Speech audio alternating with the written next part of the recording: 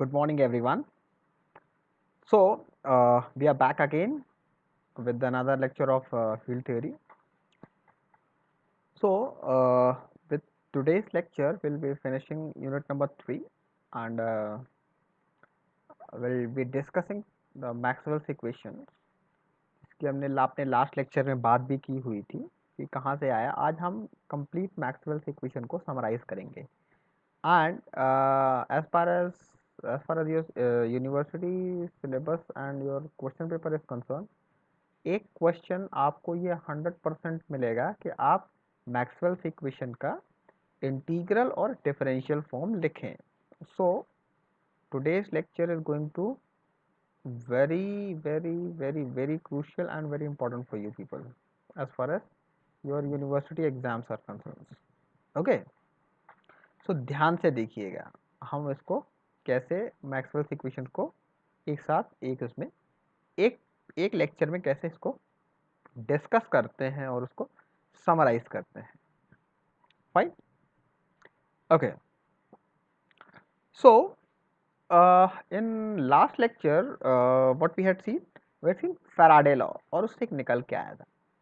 उससे भी एक मैक्सवेल्स इक्वेशन निकल के आया था. So let's keep this thing on a finger. Okay, कैसे हम इन चीज़ों की बात करते हैं. हमारा पहला मैक्सवेल्स इक्वेशन जो आता है वो होता है किससे? गॉस लॉ से. You remember electrostatic Gauss law. as per the Gauss law, what it says, the total flux coming out from a closed surface is equal to the charge enclosed by that surface, isn't it? किसी भी close surface से जितना भी flux बाहर आता है वो उसके चार्ज के इक्वल होता है. और उस टाइम पे मैंने आपको ये चीज़ बताई भी थी कि उसको आप गॉस को पॉइंट फॉर्म में कैसे लिखेंगे. In short, point form of Gauss law is the Maxwell's first equation. और आप फर्स्ट सेकंड थर्ड फोर्थ इनको लेके बहुत स्ट्रिंजेंट बहुत रिजिड मत हो जाना. ठीक है कि ये फर्स्ट है, यही फर्स्ट हो सकता है. नो, कोई सा भी इक्वेशन आप किसी को भी बोल सकते हैं. आपको ये पता होना चाहिए कि ये मैक्सवेल का एक इक्वेशन है. That is it. फाइन. इसमें यदि मैं बात करूं इसके फॉर्म से जो लिखा हुआ है, गॉस लॉ क्या कहता है? This is D dot D S is equal to psi या क्यू. फाइन. नाउ इसको यदि मैं डेल वी से डिवाइड करूं, I mean per unit volume से, इसको मैं डेल वी से डिवाइड करता हूं और उसको एक क्या लेता हूं, let limit del V tends to zero. That means suppose this volume is shrinking. So what it will represent, limit del v tends to 0, q by del v will be volume charge density rho v. And this part, this limit del v tends to 0, surface integral of d dot ds divided by del v will be divergence, isn't it? Divergence of d. So divergence of d will be rho v. The divergence of electric flux density is equal to the volume charge density. Fine. किसी भी electric flux density का divergence उसकी volume charge density के equal होता है. This is the first Maxwell's equation. इसको आप ऐसा भी ले सकते हैं, simple D dot D S is equal surface integral of D dot D S is equal to Q.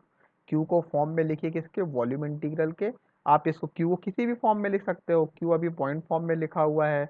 आप उसको कैसा लिख सकते हो? Line integral of rho L D L लिख सकते हैं ना. याद करिए, पहले बताया हुआ है आपको. सरफेस इंटीग्रल के फॉर्म में लिखना है तो कैसे लिखेंगे? Surface q is equal to surface integral of rho S D S. What is rho S? Surface charge density.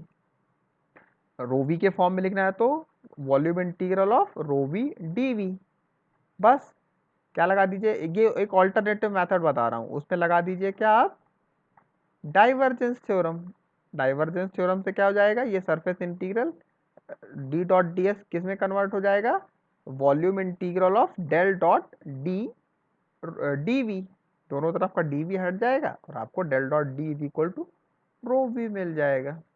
दो मेथड हैं, जो whatever you are feeling, I mean जो आपको अच्छा लग रहा है, whatever method you are feeling comfortable in, you can apply that. Fine. So Maxwell's का पहला इक्वेशन ये आपके गॉस लॉ से मिलता है,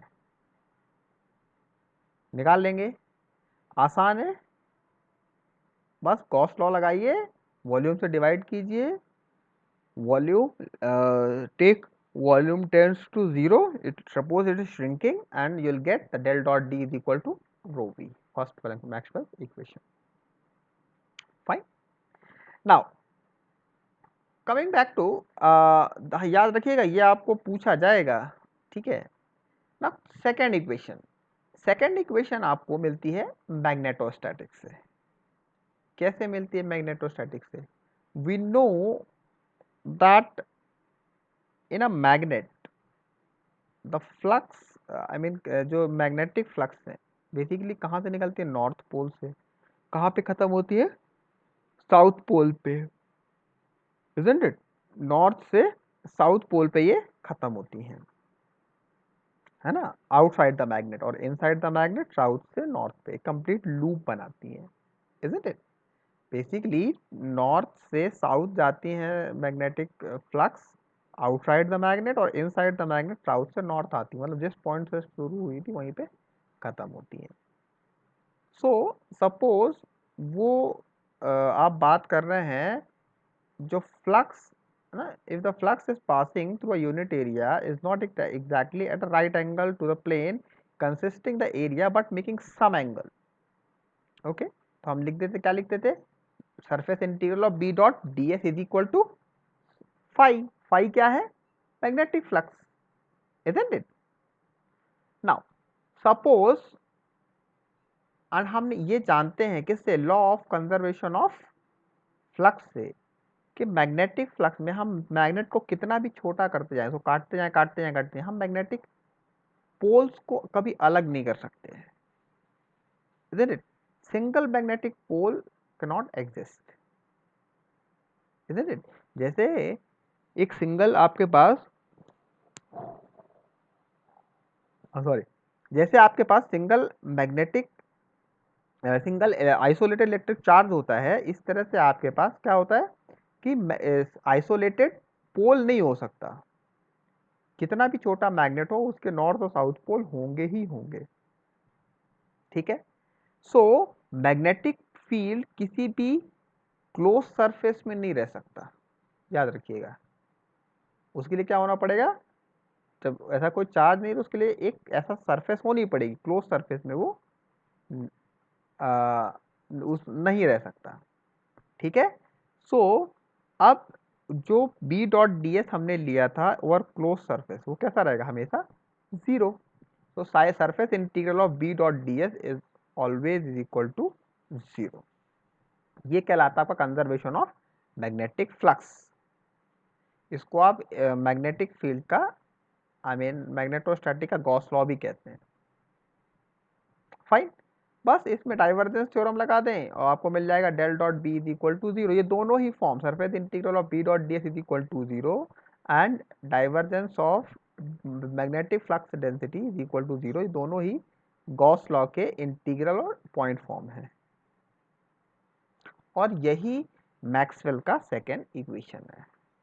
अगेन आई एम सेइंग, कोई इसमें स्ट्रिंजेंसी नहीं है, कोई भी रिजिडनेस नहीं है कि आप इसी को सेकंड कहें, आप बस ये जाने कि ये भी एक मैक्सवेल का इक्वेशन है, ठीक।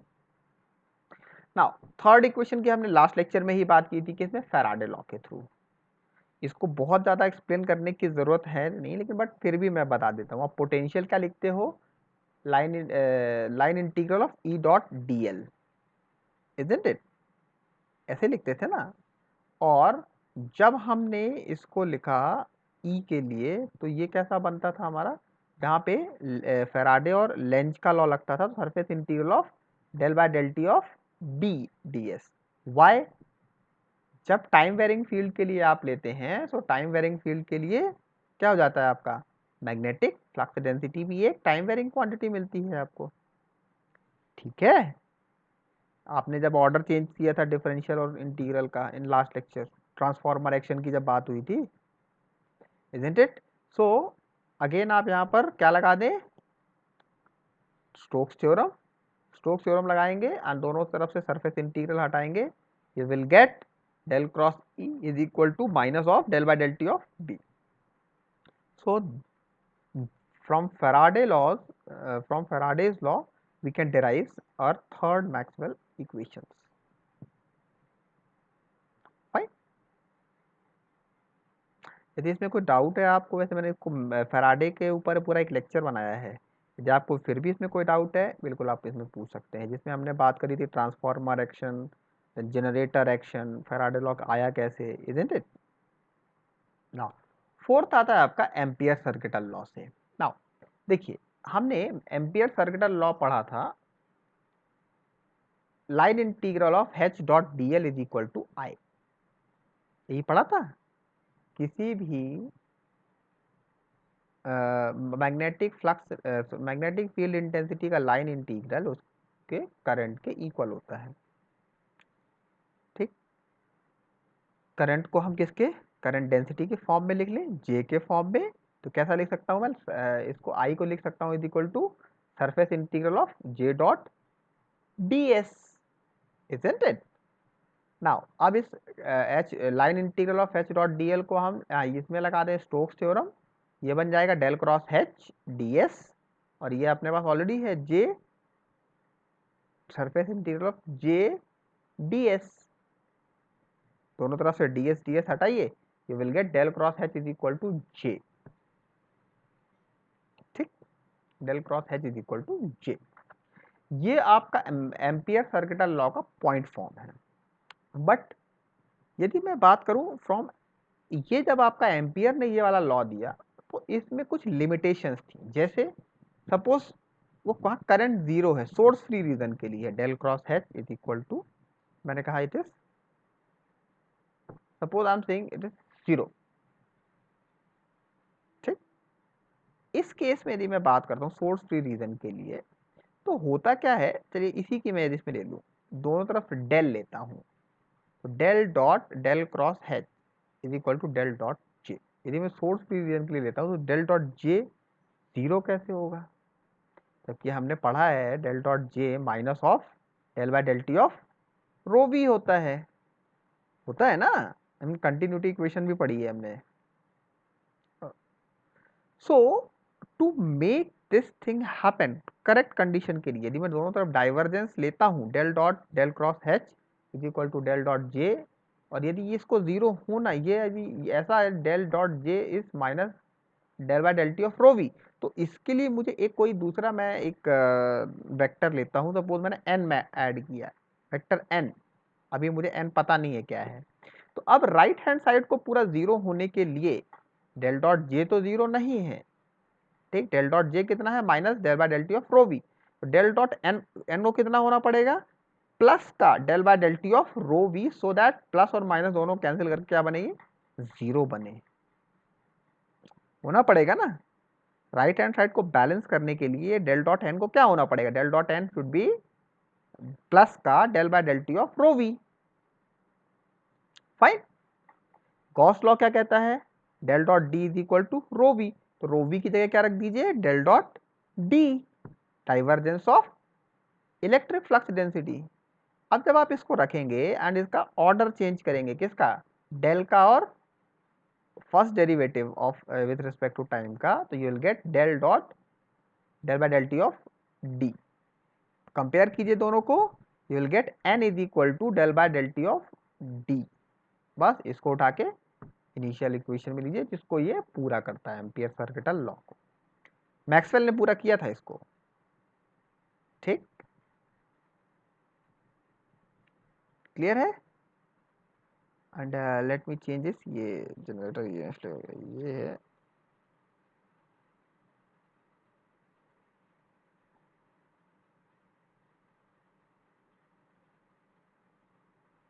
ओके। नाउ मैक्सवेल ने पूरा किया था, del cross H is equal to J C plus del by del T of D. ये जो इसके टर्म है, दो term, J C, what is J C, it is conduction current density, J C is conduction current density, it is due to the free electron, ठीक है, and del by del T of D it is J D it is displacement current density, इसको आप जे D कहते हैं, subscript में आएगा आपका J D. So del cross H जो है curl of magnetic flux magnetic field intensity, दो करंट डेंसिटीज का सम है। One is conduction current density, another is displacement current density. ठीक, कंडक्शन करंट डेंसिटी आप यदि सपोज फ्री स्पेस की बात करें तो फ्री स्पेस में कंडक्टिविटी कितनी होती है, जीरो। तो ये कंडक्शन करंट डेंसिटी क्या हो जाएगी, जीरो। ठीक है, क्लियर। यही चीज आपके डाइलेक्ट्रिक में जब बात करेंगे तो डाइलेक्ट्रिक में आपका ये वाली बात है इसमें आएगा। ठीक है, सो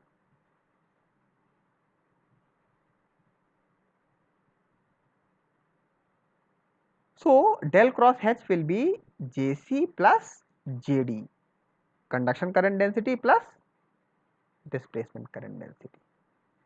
ठीक है, so on a summary note we can write this Maxwell's equation in this form. आपको ये चार अलग अलग फॉर्म में लिखे हुए हैं, फर्स्ट सेकंड थर्ड फोर्थ आप अपने हिसाब से देख सकते हैं कैसे आए हैं, कौन से इक्वेशन से कौन सी क्या चीज़ें निकली हुई है उसके सिग्निफिकेंस भी लिखे हुए हैं, इसको आप बहुत अच्छे से देख सकते हैं। ठीक, देख लीजिए अच्छे से इसको। पहला है del cross E is equal to, पहला is equal to minus of del by del T of B it is, ये किससे आया आपका फैराडे लॉ से, इसका डिफरेंशियल फॉर्म है या इसका पॉइंट फॉर्म है। दूसरा इंटीग्रल फॉर्म, इंटीग्रल के फॉर्म पे कि इसमें बिना स्टोक्स थ्योरम लगाए। ठीक, दूसरा आपका क्या है, डेल क्रॉस एच वाला है एम्पियर सर्कुलर लॉ से, एसीएल से। फिर तीसरा इसमें डी गॉस लॉ के फॉर्म में है, और चौथा इसमें del dot B, isolated magnetic poles कोई पॉसिबल नहीं है इसके फॉर्म। ठीक, clear. So on a summary note, on a exercise, what you can do, you can write all the Maxwell's equations for various conditions such as free space, take for dielectric, for a good conductor and everything. You can write all, for all those three, those 2 3 points, all the for 2 3 categories, just write Maxwell's equation. And remember ये चीज आपसे पूछी ही जाएगी, write Maxwell's equations in its write all Maxwell's equation in its integral and differential form. 7 marks for sure with probability 1. ठीक, so keep studying, इसको आप बिल्कुल पढ़ें, कल के आपके डाउट क्लियरिंग सेशन में अच्छे से आए, अच्छे डाउट्स के साथ आए, इसमें एक बहुत बढ़िया सा क्वेश्चन बनता है। ठीक, तो आप आएंगे अच्छे अपने डाउट्स के साथ तो मुझे भी बताने में और अच्छा लगेगा, I will be happy to answer. ठीक है, so thank you very much, you are a wonderful audience, keep learning, happy learning, thank you।